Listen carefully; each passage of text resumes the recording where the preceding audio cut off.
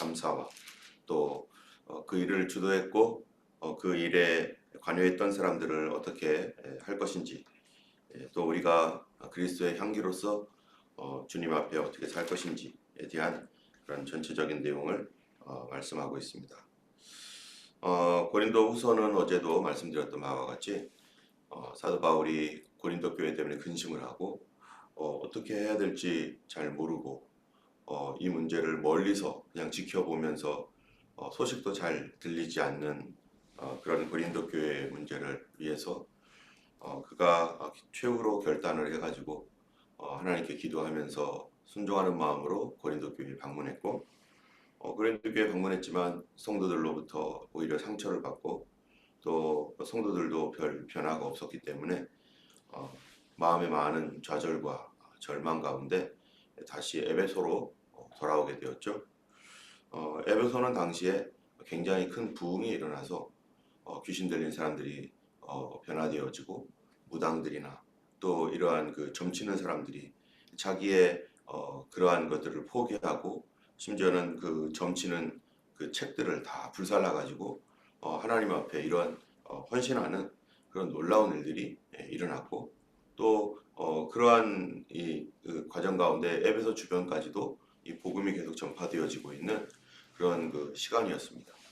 뿐만 아니라 이런 일들이 생기니까 에베소 전체가 흔들리면서 또 핍박도 동시에 있었던 그러한 때였는데, 사도 바울은 이러한 그 이 두 가지의 상황 속에서 그래도 고린도 교회, 이미 세워졌던 그런 고린도 교회에 대한 염려와 근심, 이런 것들이 사도 바울의 마음을 많이 어렵게 하고 있었죠. 그래서 4절에 보면은 내가 마음에 큰 눌림과 걱정이 있어 많은 눈물로 너에게 썼노니 이는 너희로 근심하게 하려 하는 것이 아니요 오직 내가 너희를 향하여 넘치는 사랑이 있음을 너희로 알게 하려 함이라 한 것처럼, 눌림과 걱정, 눈물, 이런 것들이 사도 바울의 마음에 계속해서 남아 있었던 것입니다. 교회를 향한 이 걱정과 눌림과 이것으로 인해서 하나님께 기도하면서 사도 바울이 또 편지를 쓰는 거죠. 이런 편지들이나 이런 것들이 저 고린도전서 후서 1장에서 보면은 다 경골이 한 것이 아니고 자기의 생각과 뜻대로 한 게 아니라 하나님께 기도하면서 하나님 주신 성령님의 인도하심과 감동에 따라서 주님께서 주시는 대로 예 하며 아멘 하며 순종해 가는 그런 과정으로서 그가 그 일들을 했었던 것입니다. 이런 과정 가운데서 이제 디모데도 더 이상 어떻게 할 수 없어서 돌아왔고, 그 다음에는 이제 눈물로 쓴 편지를 보냈고, 이 편지를 읽은 그 고린도 교회 교인들이 어떻게 할지, 반응이 어떨지 잘 모르는 가운데 사도 바울은 그저 하나님 앞에 기도하면서 그들이 회복되어지기를 간구하고 있었던 것입니다. 그런 가운데 이제 그 편지를 고린도 교회가 어떻게 되었는지에 대해서 그 소식을 가지고 오는 사람이 디도인데, 이 디도를 만나기로 작정을 해서, 그래서 이곳에 복음의 문이 열리고 에베소에서 막 역사가 일어나고 뭐 그럼에도 불구하고 사도 바울은 그 소식을 알고자 어디로 가요? 바로 마게도니아 지방으로 가서 거기서 디도를 만났습니다. 디도를 만나서 고린도 교회가 새롭게 되었다, 다시 회개하고 돌아왔다 라고 하는 이런 소식을 들으면서 기쁨으로 위로를 받고 또 이 편지를 쓰면서 오늘 본문 2장에서는 그러면은 그 이 사도 바울의 편지를 받고 이 교회가 회개하고 돌아왔다라고 하는데, 회개하고 돌아왔으면은 그때 문제를 일으켰던 사람들이 있을 거 아니겠어요? 사도 바울에 대해서 비난을 하고 또 거기에 대해서 불신하고 교회 전체를 흔들고 그랬던 사람들이 있었던 것이죠. 근데 그 사람들을 처리했던 내용까지 사도 바울이 이게 듣고 있습니다. 그 교회의 무리를 일으켜서 많은 성도들을 어렵게 하고 힘들게 했던 그런 그 사람들을 그럼 어떻게 할 것인가 라고 하는 그 내용까지 고린도 후서에서 담아서 사도 바울이 그들에게 이제 다시 가고자 먼저 고린도 후서를 쓰고, 그래서 이거를 먼저 보낸 다음에 그리고 거기에다가 앞으로의 계획까지 다 얘기했어요. 그래서 다시 마케도니아에서 이제 사도 바울이 편지를 보낸 뒤에 이 고린도로 가고 그 고린도에서 다시 이제 에베소로 와서 가이사랴로 해가지고 이제 전도 여행을 이제 다시 이제 마치게 되는 이런 과정을 겪게 되는데요. 그러면은 그 교회 내에 어떤 문제를 일으켰던 사람들에 대하여서 어떻게 할 것인가라고 하는 부분. 같은 교인으로서 얼굴을 서로 보고 또 그렇게 해야 되는데 또 사도 바울이 갔었을 때 그 사람들이 사도 바울을 어떻게 대했는지 여기서는 잘 안 나오지만 그러나 분명히 사도 바울에 대해서도 마음 아프게 하는 그런 말들 또 어렵게 되는 어떤 그런 것들이 분명히 있었을 것입니다. 왜냐하면은 그 2장 1절부터 그 위에 1장 23절부터 4절까지가 그때 어떤 그 사도 바울의 심정에 대한 그 표현인데 2장 1절에 보면 이렇게 말을 했어요. 내가 다시는 너희에게 근심 중에 나가지 아니하기로 결심하였노니 이 사도 바울이 다시는 이 근심하면서 그들에게로 나가지 않기로 결심했다. 그 얘기는 뭐냐면은 내가 더 이상 거기 가지 않겠다. 고린도 교회에 내가 더 이상 가지 않겠다. 사도 바울이 세웠고 애지중지하면서 정말 그 마음의 모든 에너지를 하나님 주신 그 사명을 다하여 최선을 다해서 그렇게 세웠던 교회에 갔더니 거기 가서 그 사람들을 만나면 사도 바울을 보고 기뻐하면서 다시 돌아올 줄 알았더니 오히려 거기에서 사도 바울이 마음에 어려움이 있었던 거죠. 그래서 다시는 내가 근심 가운데 너희들에게로 가지 않겠다. 내가 다시는 가지 않겠다. 그리고 그 정도로 결심을 할 정도로 거기에 상황이 좋지 않았었던 것이죠. 거기 가서 2절에 보니까 내가 너희를 근심하게 한다면 내가 근심하게 한 자밖에 나를 기쁘게 할 자가 누구냐. 그곳에서 왜 이렇게 했느냐 저렇게 했느냐 하면서 또 어떤 문제가 있었는지 파악하고 얘기하다 보면은 사도 바울이 얘기하면은 그 안에 또 어떤 사람들은 사도 바울의 말을 듣고 근심하는 사람이 있어요. 그럼 근심하는 사람들은 어떻게 합니까? 그래도 돌이킬 수 있는 사람이죠. 이거 좀 문제가 있었구나. 우리 잘못했다. 그런데 그런 사람 이외에는 다른 사람들은 근심도 하지 않는 거예요. 그냥 왜 사도 바울 왜 저래 하면서 이렇게 목회자와의 관계가 더 멀어질 수밖에 없는 그런 상황이죠. 그러니까 3절에 내가 이같이 쓴 것은 내가 갈 때에 마땅히 나를 기쁘게 할 자로부터 도리어 근심을 얻을까 염려하며 심지어는 거기에서 사도 바울을 웰컴하고 좋은 마음을 가졌던 사람들도 어떠한 그런 사람들과의 관계 안에서 또 마음이 상하는 경우도 있고 뭐 여러 가지 일들이 있으니까 사도 바울도 이거는 내가 더 이상 어떻게 할 수가 없구나.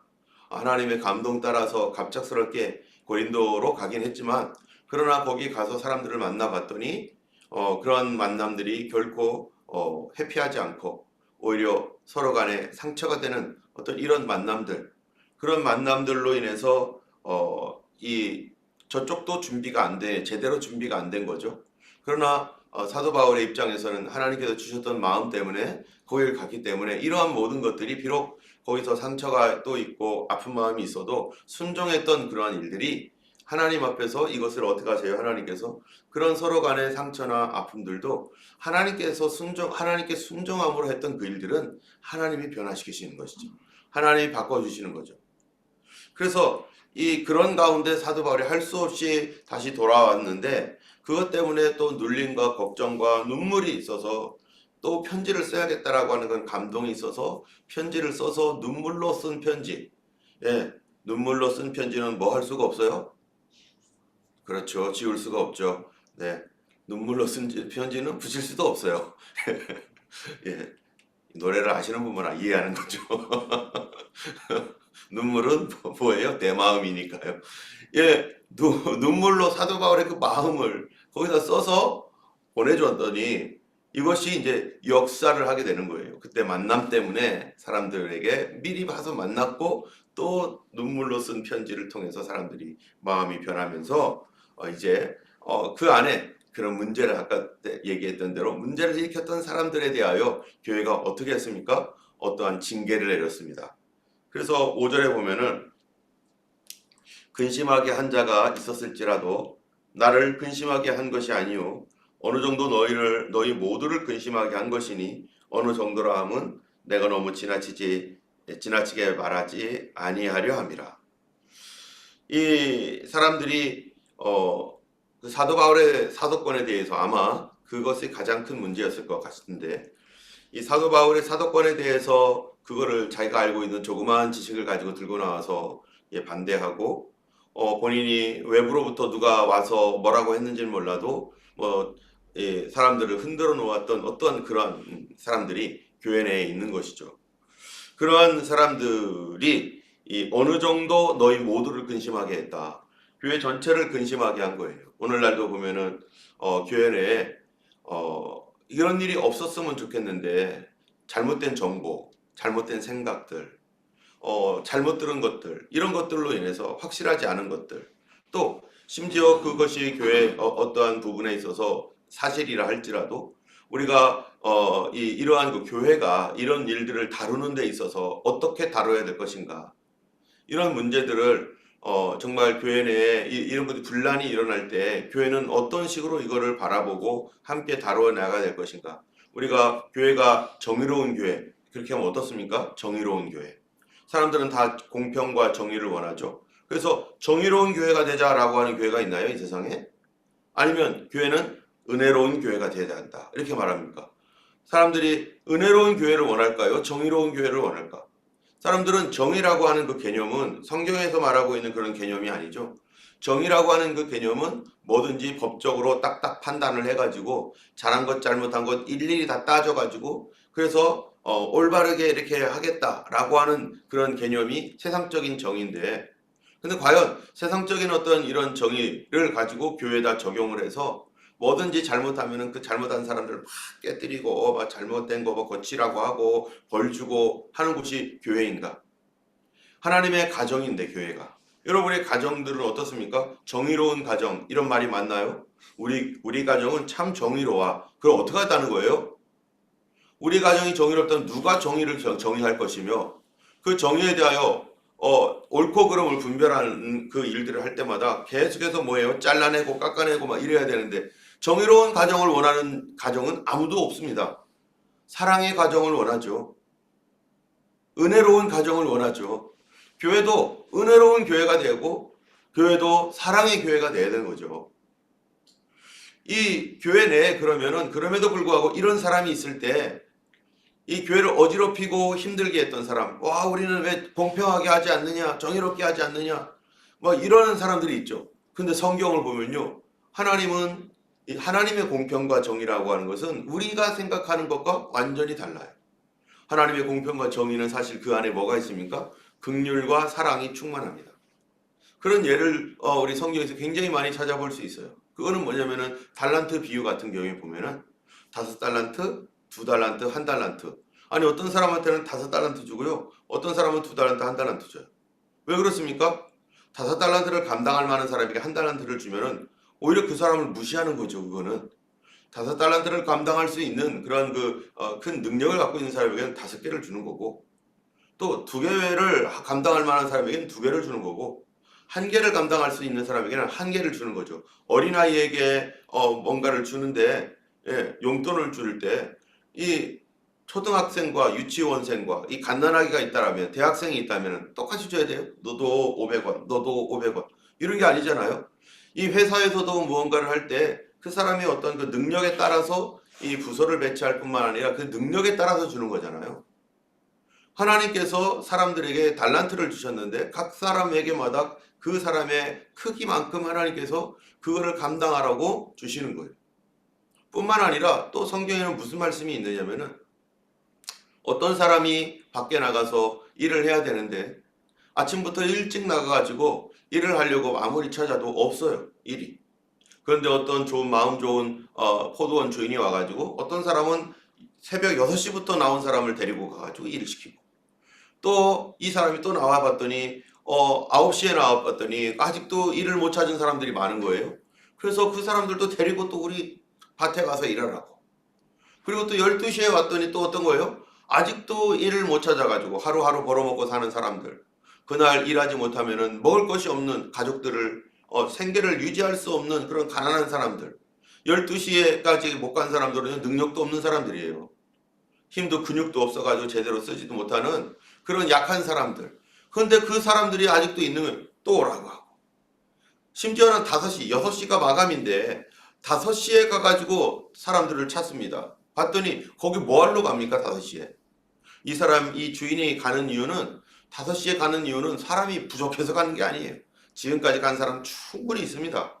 그런데 혹시나 아직도 일거리를 못 찾아가지고 하루 종일 일 찾기 위해서 애를 쓰다가 결국 못 찾아가지고 터덜터덜거리면서 이제는 아무것도 없네. 집에 가서 아이들에게 빵이라도 사다 줘야 되고 음식이라도 먹여야 되는데, 그런데 돈이 없는 거예요. 아빠가, 가정이. 이 사람들이 혹시 있는지 확인하려고요. 또 주인이 나가서, 그래서 그 사람 데려다가 일을 하라고. 그런데 그때 온 사람들, 아유 내가 일한다고 얼마를 벌겠어, 겨우 1시간 해가지고 얼마나 벌겠어 해가지고 안 가는 사람도 있었을 것이고, 올 때 내가 하루 품삯 줄 테니까 가라고, 하루 품삯 다 줄 테니까 가라고. 그러니까 어떤 사람 안 믿고, 어떤 사람은 그러시냐고, 하루 품삯 안 줘도 조금이라도 가지고 가겠다. 정말 배고프고 가난한 사람들, 정말 다 내려놓은 사람들은요 가서 일을 한다는 거죠.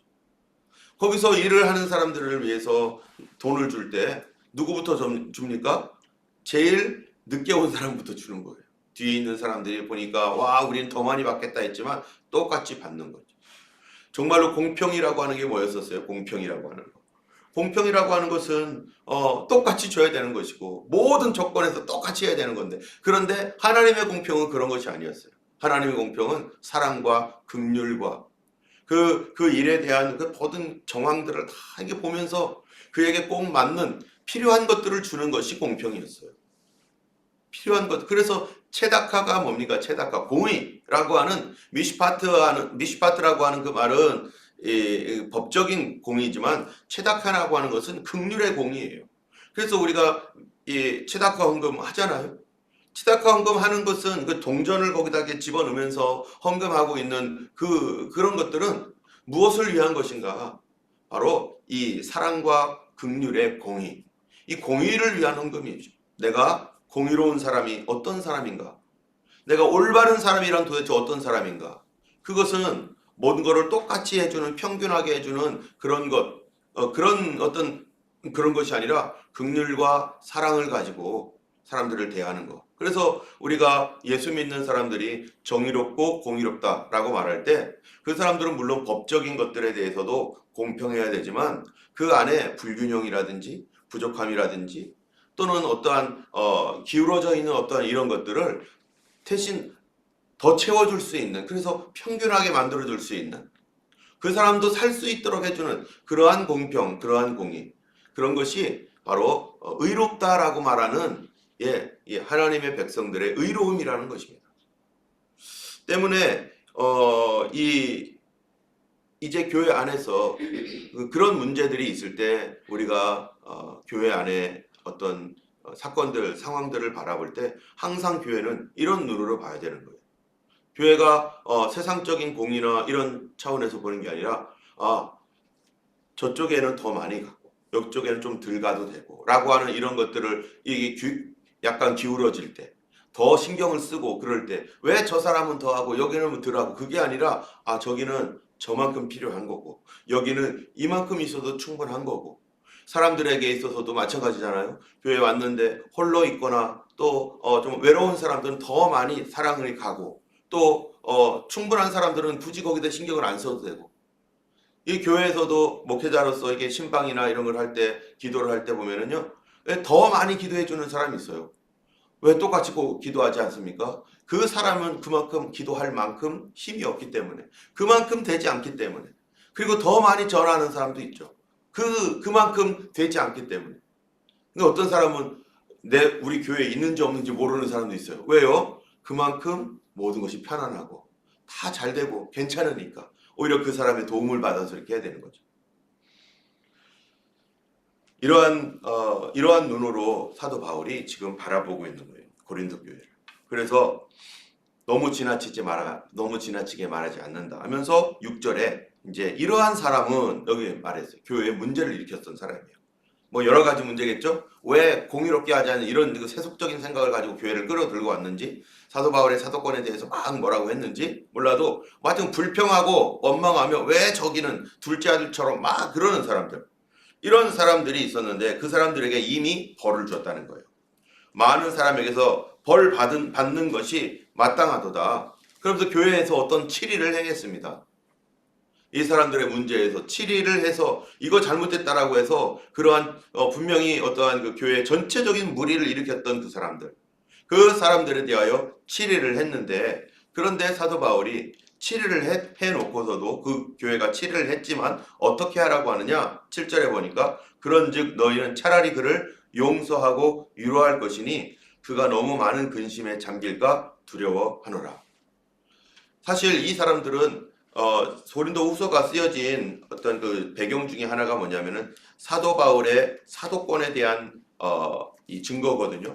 내가 왜 사도인지 내가 얘기할 거야. 더 자세하게 얘기해 줄게. 해가지고요. 그 사도 바울의 사도권에 관해서 더 많이 여기에 쓰고 있는데, 이 사람들은 어떤 사람들이냐면 바로 사도 바울을 공격했던 사람이에요. 사도 바울 잘못했다고 목회자를 공격했던 사람들입니다. 이런 사람들에게 사도 바울이 그들을 대할 때 그들이 어떠한 연약한 부분 때문에 또 속아서 잘못되어서 그렇게 했을지라도 사도 바울은 그 사람들에 대하여 어떻게 하기를 원해요? 용서하고 위로해줘라. 이제는 그들이 잘못된 것들에 대해서 분명히 그들이 인정했고, 그리고 그 교회적으로도 그것이 이제 결정이 되었기 때문에 그러면은 이제 그들이 다시 회복할 수 있도록, 그래서 교회에서 어떠한 치리나 이런 거를 할 때는 치리도 해야 되지만 항상 그들이 회복할 수 있도록 할 수 있는 그런 길들을, 그래서 그들이 이 어떠한 그 교회가 징계를 하거나 벌을 내리거나 하는 어떤 그런 교회 내에서 어떤 뭔가를 할 때는 벌하는 게 목적이 아니라 그들을 다시 돌이키고 회개시키는 것이 목적인 것이죠. 그런데 오늘날 교회에 또 이러한 그 교회 내에 치리라는 것들이 많이 있는데요. 근데 문제는 뭐냐면 교회가 이제는 치리 기능이 거의 사라졌다는 거예요.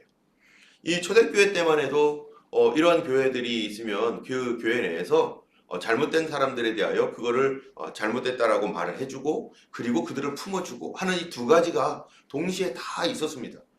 분명히 어떤 부분들에 있어서 교회 전체를 흔들어 놨었던 것들에 대해서 당연히 용서를 구해야 되는 거죠. 성경에서는 이 용서의 부분에 대해서 어떻게 용서를 구하게 됐습니까? 구약 성경에서도 그렇고 신약에서도 그렇고요. 예수님께서 비유로 말씀하신 것처럼 어떤 사람에게 내가 하나님께 제사를 드리다가 혹시 어떤 사람의 잘못한 일이 드러나거든. 어떻게 하라는 거예요? 그 사람에게 가서 사화하고 와서 예물을 드려라. 그랬단 말이죠. 이거를 좀 더 확대하면 어떻게 되겠어요? 어떤 사람이 자기가 교회에게 잘못을 했어요. 어떤 한 사람의 개인적인 어떤 거는 너 그 사람에게 가가지고 미안하다고 말하고 와서 예배드려. 하나님과의 관계가 온전하게 되려면 그렇게 해야 되겠죠. 그래서 이 사람과의 관계가 화해가 되고 나서 하나님께 예배를 드리는데, 근데 교회에게 잘못한 사람들은 어떻게 되는 거예요? 그냥 입 싹 닫고 그냥 지나가면 됩니까? 그런 건 또 아니잖아요. 이 모든 교회가 힘들어하고 어려웠었는데, 그래서 이 사람들에 대하여 너가 잘못한 것들을 좀 시인하고 또 이런 부분들에 대해 잘못된 것들을 아는지 확인하고, 만약에 그렇다라면은 정말 온 교회가 알게 되었고 이 사람으로 인해서 어려움이 있었더라면은 그거는 그 사람이 교회 앞에서 죄송하다고, 내가 잘 몰랐다고 하는 어떤 이런 과정들을 교회적으로 또 해야 되는 거는 어쩔 수 없는 거죠. 해야 되는 거죠. 그래서 성경에서 예수님도 어떤 사람이 잘못했을 때 너가 찾아가 가지고 그 사람과 문제를 해결해 봐라. 그런데 이 사람이 그래도 말을 안 들으면은 교회 대표 두세 사람이 또 가가지고 이 사람과 얘기해라. 또 그래도 또 안 들으면 또 한 번 더 이 사람에게 가서 얘기해라. 그러면서 세 번에 걸쳐서 이 문제들을 이렇게 해결해 나가는 어떤 것들을 비유로 또 예수님도 얘기를 하셨는데, 그렇게 이 교회 안에서 이런 문제가 있을 때 그 부분들을 교회적으로 품고 해결하고, 리더십 안에서 이 사람을 이게 같이 품어주면서 같이 기도해주고, 그러한 것들이 있어야 될 뿐만 아니라 용서하고 위로하고 근심에 잠기지 않도록 다시 회복시켜주고 하는 그러한 절차들이 교회 안에 반드시 있어야 되는 것입니다. 그런데 오늘날에 아까도 얘기한처럼 이런 징계나 칠이라는 것들이 오늘날에는 별 의미가 없어요. 예전에는 예수 그리스도를 믿고 구원받은 사람들은 그 고린도 교회에서 고린도 교회 이외에 가면 어디에 가요? 고린도 교회 이외에 다른 교회가 없잖아요. 예, 아테네로 가요? 아니면 데살로니가라고 가요? 뭐 그럴 수가 없잖아요. 어쨌든 예수를 믿고 구원받은 그 사람이 예수님을 끝까지 믿어야 되는데 그러려면은 그 고린도 교회에 계속 잘 다닐 수밖에 없죠. 거기서 다녀야 되는 거잖아요. 근데 오늘날에는 교회가 엄청 많아요. 여기도 교회 여기 허스빌에만 해도 뭐 수십 개의 교회가 중국 교회들도 많고 호주 교회도 있고 많은 교회들이 있습니다. 한국 교회도 있고 한국 교회는 우리밖에 없죠. 우리는 한국 교회도 아니죠, 그죠? 이제는 멀티 교회죠. 근데 어쨌든 이렇게 교회들이 있는데 교회에서 어떤 실수를 하고 잘못했던 그런 사람들이 있어요. 사람이 있으면요. 나 교회 이 교회 안 다니면 되지 뭐 하고 휙 나가버리고 아무런 뭐도 없이요. 자기가 잘못했을지라도 거기에 대한 어떠한 뭐예요? 용서나 이런 거 없이 그냥 저기 교회로 가면 돼요. 여기서 무슨 일을 했는지 아무도 몰라요. 누가 얘기 안 해주면 몰라요. 저희 가서 또 같은 일을 하고 또 저쪽으로 튀면 돼요. 예전에 있었던 교회에서도 그런 사람이 있었어요. 아마 여기 두 분은 아시겠지만은 교회에서 피아노 반주했던 사람이 성도들 돈 긁어 모아가지고 그 돈 띵거 먹고 다른 데로 튀었어요. 그것 때문에 어떤 사람들은 한국에서 집 팔아가지고 그걸로 사업하려고 여기까지 가지고 왔는데 그거를 잠깐 빌려달라고 해가지고 줬더니 그거를 몽창 가지고 교회에서 피아노 반주하는 사람이 지금 그 사람 어디 갔는지 모르겠어요. 뉴질랜드에서도 그러고 온 거예요. 뉴질랜드에서. 그렇잖아요. 뉴질랜드에서 그러고 와가지고 그 교회에 얼마나 많은 사람들이 그 돈을 다 떼어가지고 그러고서 못 준다 배째라 그 뭐죠? 자기 보호해달라고 경찰에다가 보호 요청해주고 진짜 그러고서 또 다른 데로 튀어서 똑같은 일을 하겠죠.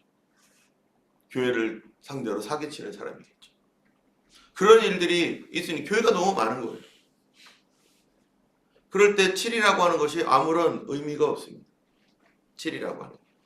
그래서 오히려 이러한 그 7이들이 교회 내에서 이제는 어떻게 돼야 될까라고 하는 그런 생각들을 해볼 때 교회가 이런 부분들에 있어서 정말로 교회 생활이라는 것을 성도들이 모르면 교회 생활 속에서 일어나는 모든 어떤 돈의 문제라든지 또는 교리적인 문제도 마찬가지지만 교회 생활이 뭔지를 모르면 교회는 정말 이러한 이런 유사한 일들로 항상 골치 아파하고 큰 교회일수록 그런 일들이 비일비재하게 일어날 가능성이 대단히 많다는 거예요. 사실 오늘날 이 시드니에 있는 교회들의 형편이 400개 교회가 되고 다 작은 교회들이고 한데요. 그렇다 보니까 성도들이 한 사람이라도 더 있으면 더 좋아하겠죠. 그런데 우리가 지난번에 웨슬레를 배우면서 웨슬리의 밴드 그룹에 어떠한 그 정신이 있었습니다. 여러분 그게 뭐였습니까? 성장하는 게 목표가 아니었었어요. 뭐가 목표입니까? 교회는 성결한 게 목표였어요. 우리 교회가 거룩하고 깨끗한 공동체로 유지되기 위해서 교회는 무엇을 해야 될 것인가? 그러기 위해서는 교회 내에 뭐를 알려줘야 되냐면 교회 생활을 어떻게 해야 될 것인가를 반드시 알려줘야 됩니다. 벌써 우리도 수요 성경 공부 때마다 교회 생활에 관한 것들을 벌써 몇 년 됐죠 이게? 작년 그 전부터 했던 것 같아요. 교회 생활이 어떻게 되는가? 그래서 리더십을 중심으로 교회 소그룹 모임은 지금 소그룹 모임 하고 있는데 소그룹 모임 이렇게 하는 거고 그 다음에 교회 헌금은 이렇게 하는 것이고 또 교회에 뭐 있었어요? 뭐 아주 일과부터 쭉 벌써 나가면서 왔잖아요. 그런 거 하나하나 교회 생활에 있어서 어떻게 할지를 알지 못하면 그 알지 못해서 지혜롭지 못해서 교회에 없어도 될 문제들이 막 생겨나고 이런 문제들도 여기에 고린도후서에 나오는 여기에 성경에 보면은 갈라디아서, 고린도 전후서, 에베소서 이런 모든 성경들이 다 무엇에 관한 이야기입니까? 교회에게 보낸 편지예요. 거기에는 교리적 내용도 있지만 교회 생활에 관한 것들이 굉장히 많습니다. 로마서나 뭐 이런 데 보면은 교회 생활을 어떻게 하는지를 몰라서 사회에서 했던 그 방식대로 그렇게 하다 보니까 교회가 사회적으로 세상에 물들어 버리고, 그래서 뭐 이런저런 일들을 어떻게 처리할 줄을 모르고, 예를 들어서 교회에서 재정을 다루는 일들, 돈을 서로 간에 교회 성도들 간에 돈을 다루는 일들에 대해서 성경이 뭐라고 하고 있습니까? 성경에서 예를 들어 교회에서 돈 좀 구워줘 한번 계를 한다든지 이럴 때 성경은 뭐라고 말하고 있는지를 알아야 될 거 아니겠어요? 그런데 교회 생활은 모르고, 교회 생활은 정말 중요한 거예요. 우리가 몸으로 부닥치면서 생활해야 되는 건데 그거는 모르고 교리만 알아. 교리는 많이 배우죠. 예, 우리 예수를 믿어서 구원을 받는다, 믿음으로 살자 하면서 막 그런 거를 배워요. 그런데 교리는 아는데 생활은 모르는 거예요. 교리를 어떻게 우리 삶 속에서 그거를 실천할 것인가. 성경에서는 너희가 보증 서지 말아라. 또 무슨 말씀이 있습니까? 누가 뭔가를 빌려달라고 하면은 받을 생각하지 말고 줘라. 차라리 그 사람 그거 받을 생각하면서 그거로 할 때 어떻게 된다는 거예요? 돈 때문에 사람 잃고 돈 때문에 인심 잃고, 차라리 너희가 할 수 있는 만큼 그 영혼을 불쌍히 여기면 할 수 있는 만큼 그냥 주고 받으려고 하지 말아라. 세상처럼 그렇게 하지 말아라. 그런 여러 가지 말씀들이 성경 전체적으로 성도들이 어떻게 교회 생활을 할 것인가, 교회 생활에서 이런 문제들, 방금 여기에처럼 사도 바울의 어떤 문제가 있었을 때도 그 교회가 공의라고 하는 어떤 차원에서 그 공의가 어떤 공의인지, 사랑이라고 하는 차원에서 그 사랑은 어떤 사랑인지, 사랑은 사실 고린도전서 13장에 보면 진리와 함께 기뻐하는 사랑 아니겠어요? 진리 없는 사랑은 그거는 가짜라는 거 아닙니까? 진리 없이 살아가는 것, 그거는 사랑이 아닌 거죠. 그래서 이 모든 교회, 특별히 이 해외에 있는 한인교회 같은 경우는요, 역사가 짧기 때문에 교회 생활을 반드시 배워야 됩니다. 한국에 있는 교회는 뭐 100년도 된 교회도 있고 뭐 그렇잖아요. 우리 교회도 지금 34년 됐지만은 우리 교회 34년은요 굉장히 긴 세월이에요. 요번에 시드니 연합교회, 호주 한인연합교회가 50주년이 됐습니다. 또 동산교회도 지금 한 몇 년 정도 됐어요. 40년 정도 됐나요? 예, 그 정도 됐을 거예요. 우리 교회가 34년인 것은요 굉장히 오래된 교회 중에 하나예요. 그래도 뭐 교회가 막 부서지고 깨지고 뭐 여러 가지 일이 있었지만 해봐야 50년이에요. 해봐야. 오래 있었어 봐야 50년 정도밖에 되지 않았어요. 한국 교회의 역사가. 그렇기 때문에 그 다른 교회는 5년, 10년 교회 생활을 어떻게 배웁니까?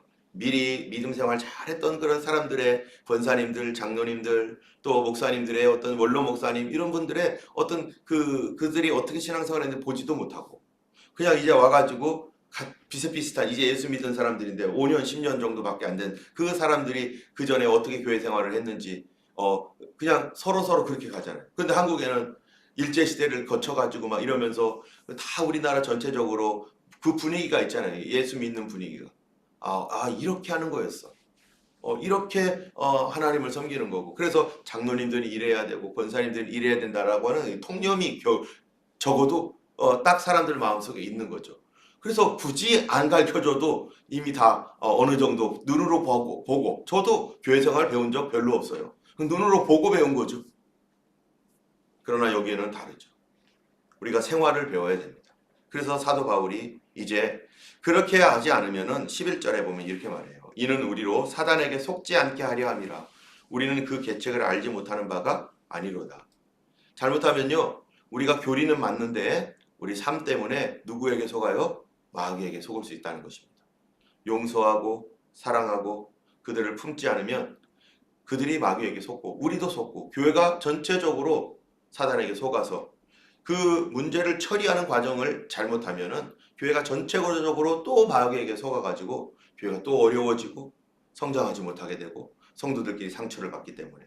그래서 이런 문제가 있을 때, 이런 문제는 어디든지 있지만 더 중요한 것은 이런 문제를 어떻게 하는 것이 더 중요합니까? 잘 오버컴하는 거, 잘 해결하는 거. 하나님의 사랑과 소망과 믿음 가운데 이런 것들을 은혜롭게 해결할 수 있는 능력을 갖추는 것, 그게 진짜 좋은 교회죠.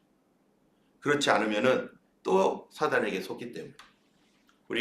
오늘 우리 교회가 정말로 용서하고 위로하는 그런 은혜가 넘치고 또 혹시 실수하고 잘못한 사람에게까지라도 그 사람들도 다 같이 다시 새롭게 회개하고 일어날 수 있도록 돌볼 수 있는 그러한 우리 교회 되기를 원하고, 우리 한 사람 한 사람 오늘도 주님 은혜 안에서 사랑하고 용서하는 그러한 성도들로 계속해서 자라도록 우리 하나님께서 사랑을 베풀어 주시기를 기도합니다. 기도하겠습니다. 걸어가신 하나님 아버지, 감사합니다. 참으로 우리가 말에 실수가 많고 우리의 삶에 실수가 너무 많습니다. 아버지 하나님, 그리하여 이것이 우리 형제와 자매들을 아프게 할 뿐만 아니라 어떨 때는 교회 전체적으로 교회를 아프게 할 때도 있습니다. 그러나 이럴 때도 하나님, 우리를 부르신 그 부름에 순종하여 이 교회에서 또 우리 하나님 주님의 나라와 영광을 위해서 참으로 서로 용서하고 사랑하며 회복하고, 아버지 하나님이여 참으로 우리가 같이 기도할 수 있는 공동체로 부르셨사오니, 아버지 하나님, 주님께서 한 교회를 섬기며 한 하나님, 한 믿음, 한 소망, 한 말씀을 하나님 받게 하시는 주님, 이곳에서 계속해서 하나 되게 힘쓸 수 있는 저희들 되게 하시고, 이 땅에 있는 호주뿐만 아니라 또 온 세계의 교회가 하나님 동일한 많은 어려움과 문제가 있지만, 그러나 하나님의 그 한 교회, 한 성도, 한 믿음, 한 소망으로 하나님의 그렇게 살아가는 세계의 모든 교회가 되도록 하나님 인도해 주시옵소서. 아버지 하나님의 온 교회가 서로 사랑하고 또 서로를 격려하며 회복시키는 그러한 사역이 강력한 교회가 되도록 도와주시고, 저희 교회에도 하나님 기름 부어 주셔서 그런 주님의 거룩함과 은혜가 넘치는 그런 교회 되게 하여 주시옵소서. 오늘도 하나님 육신의 질병으로 아버지 어려움을 당한 성도들, 그러나 우리 온 교회가 함께 기도하고 있습니다. 아버지, 합심하여 기도할 때 두세 사람이 내 이름으로 기도한 곳에 모인 곳에 거기 계시다고 하셨고, 아버지 합심하여 기도할 때 그들을 위하여 이루어 주시겠다고 말씀하신 대로 주여 온 교회가 하나님 연약한 성도들 아버지 위하여 기도하고 있사오니 주께서 들으시고 응답하실 줄 믿습니다. 그날을 오늘도 기대하며 오늘도 기도하오니 주여 속히 응답해 주시고 하나님의 선한 은혜로 말미암아 함께 응답받고 기뻐하도록 역사하여 주실 줄 믿고 감사하며 예수님 이름으로 기도드렸습니다.